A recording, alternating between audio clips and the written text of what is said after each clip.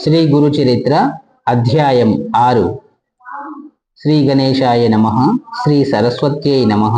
శ్రీ గురుభ్యో నమః. ప్రస్తావన: సూక్ష్మ రూపి అయిన జీవుడు మాతృగర్భంలో ప్రవేశించి తల్లి శరీరం చేత సంపాదించబడిన అన్నరసంతో తన దేహం నిర్మిస్తాడు. తర్వాత దానిని కేంద్రంగా తీసుకొని తన జీవనాన్ని సాగిస్తాడు. అలానే కేవలం చైతన్య స్వరూపుడైన పురుషుడు ప్రకృతి సహాయంతో ఈ సృష్టి రచన చేస్తాడు. అలా ఏర్పడిన మానవ దేహంలోని కొన్ని కీలక స్థానాలలో ప్రాణశక్తి ప్రత్యేకంగా కేంద్రీకృతమై ఉన్నట్లే ఈ భూమి మీద కూడా కొన్ని క్షేత్రాలు ప్రత్యేకమైన ఆధ్యాత్మిక శక్తి కేంద్రాలుగా ఏర్పడతాయి. వాటిని పుణ్యక్షేత్రాలు అంటారు.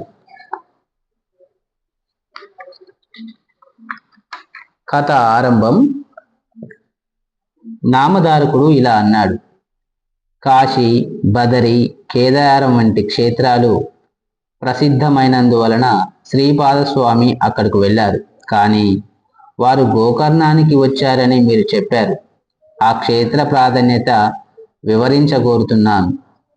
దానికి సిద్ధుడు ఈ విధంగా చెప్పాడు: పూర్వం రావణాసురుని తల్లి కైకసి కైలాసాన్ని పొందగోరి నిత్యము మట్టితో చేసిన శివలింగాన్ని పూజిస్తూ ఉండేది.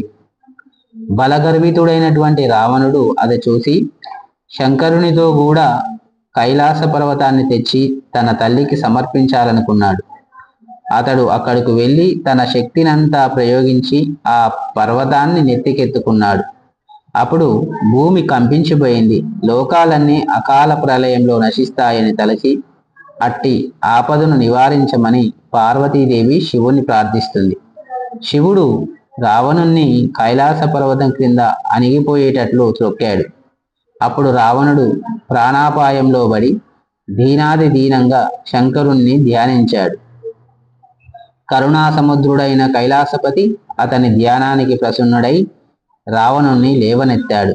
అప్పుడు రావణుడు రాగయుక్తంగా సుస్వరంగా మధురగానం చేశాడు. మనోహరమైన అతని గానానికి ప్రీతి చెందిన శంకరుడు అతనిని వరం కోరుకోమన్నాడు. అప్పుడు ఆ రాక్షసరాజు: దేవ, బంగారంతో చేయబడిన నా లంకాపురం వంటిది ఇంకెవరికీ లభించేది కాదు. సాక్షాత్తు లక్ష్మీదేవియే నాకు దాసి, చతుర్ముఖుడైన బ్రహ్మే నా జ్యోతిష్యుడు, యమధర్మరాజు నా సేవకుడు, సర్వదేవతలు నా పరిచారకులు. అటువంటి నాకు ఎక్కడ ఏది దుర్లభం కాదు. ఇప్పుడు నా తల్లి కోరిక ప్రకారం కైలాస పర్వతాన్ని తీసుకుపోదామని వచ్చాను. శంకర, నీవు వరమీయదలుచుకుంటే నేను ఈ కైలాసాన్ని నీతో సహా లంకకు తీసుకుపోయేలా అనుగ్రహించు అని కోరాడు. అప్పుడు కైలాసపతి: రావణ, ఈ కైలాస పర్వతంతో ఏమి సాధిస్తావు? దానిని మించిన నా ఆత్మలింగం ప్రసాదిస్తాను. దీని వలన నీవు నా అంతటి వాడవుతావు అని చెప్పాడు. నీ లంకా నగరమే కైలాసం అంతటి శ్రేష్టమవుతుంది అని అతనికి ఆత్మలింగం అనుగ్రహించాడు. దానిని తీసుకొని సంతోషంతో రావణుడు లంకకు బయలుదేరాడు. ఇదంతా చూచిన నారదుడు ఈ వృత్తాంతం బ్రహ్మకు, విష్ణువుకు విన్నవించాడు. ఆ ముగ్గురు కలిసి శివుని దగ్గరికి వెళ్ళి, ఎంత పని చేశావు? రావణుడికి ఆత్మలింగం ఎందుకు ఇచ్చావు? సర్వ ప్రాణకోటికి కంటకప్రాయుడు, లోక భయంకరుడు అయిన రావణుడు నీ అంతటి వాడు కావడం తగునా అని వాపోయారు. అప్పుడు శంకరుడు అతని గానానికి పరవశించి ఆత్మలింగం ఇచ్చాను. వాడిప్పటికి ఇంకా లంకకు చేరి ఉండడు. ఉపాయం ఆలోచించు అని విష్ణువుతో చెప్పాడు. అది విని శ్రీహరి దుర్మార్గుణ్ణి మోసంతోనే జయించి ఎలాగైనా ఆత్మలింగాన్ని చేజించుకోమని నారదుణ్ణి, గణపతిని ప్రేరేపించాడు. అప్పుడు దేవర్షి అయిన నారదుడు మనోవేగంతో రావణుని వద్దకు పోయి, రావణ, ఎక్కడి నుండి వస్తున్నావు? ఎక్కడికి పోతున్నావు అన్నాడు. రావణుడు శివుని ప్రసన్నం చేసుకొని ఆత్మలింగాన్ని పొంది లంకకు పోతున్నాను అని దానిని చూపాడు. రావణుని మాటలతో ఏమార్చాలని నారదుడు: రావణ, పూర్వం ఒక భయంకరమైన జంతువు అడవి దున్నలన్నింటినీ చంపుతూ ఉండేది. త్రిమూర్తులు దానిని వేటాడి సంహరించి దాని కొమ్ములలో నుంచి తలా ఒక లింగం తీసుకున్నారు.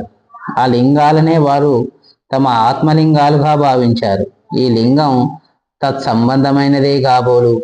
ఈ శివలింగం ఎంతో పవిత్రమైనది, సాక్షాత్తు శివ సాయుధ్యం ప్రసాదింపగలదు అని దాని ప్రభావం వివరించబోయాడు రావణుడు. మహర్షి, దీని ప్రభావం వినడానికి నాకు ఇప్పుడు తీరిక లేదు, తొందరగా వెళ్ళాలి అన్నాడు. ఆ దేవర్షి, రావణ, సంధ్యా సమయం దాటిపోతున్నదే, నీవెలా పెడతావు అని అక్కడే కూర్చున్నాడు. ఇంతలో ఒక బ్రహ్మచారి వేషంలో గణపతి అక్కడికి వచ్చాడు. అతనిని చూచి రావణుడు, నీవెవరు, ఎవరి పిల్లవాడవు, ఎక్కడికి పోతున్నావు అని అడిగాడు. ఆ బ్రహ్మచారి, నేను ఉమాశంకరుల పుత్రుణ్ణి, నన్ను పోనీవు, నిన్ను చూస్తేనే నాకు భయమేస్తుంది అన్నాడు. అప్పుడు రావణుడు, ఓ బ్రహ్మచారి, నేను సంధ్య వార్చుకొని వచ్చే వరకు ఈ శివలింగాన్ని పట్టుకో, నాకు ఈ సహాయం చేస్తే నీకు సువర్ణమయమైన నా లంకా పట్టణం చూపిస్తాను, నీకు ఇష్టమైతే అక్కడే హాయిగా ఉండవచ్చు అన్నాడు. ఆ వటువు, అమ్మో, ఇంత బరువైన శివలింగాన్ని నేనెంతసేపు మోయగలనా? అయినా రాక్షస నివాసం చేత భయంకరమైన ఆ లంకాపురికి నేను రాను బాబు అన్నాడు.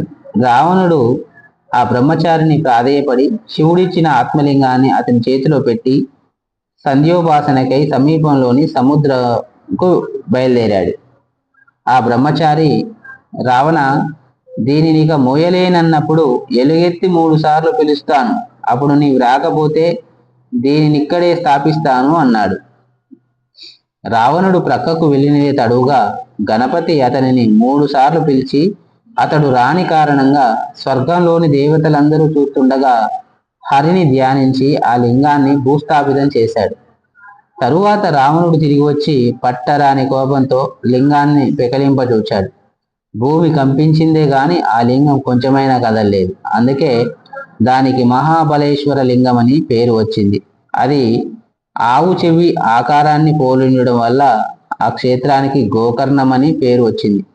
నామధారక, దానిని భూకైలాసమనవచ్చు. అక్కడ శివుడు సపరివారంగా నివసిస్తాడు. అందుకే అది సజ్జనులందరికో ఆశ్రయమైంది.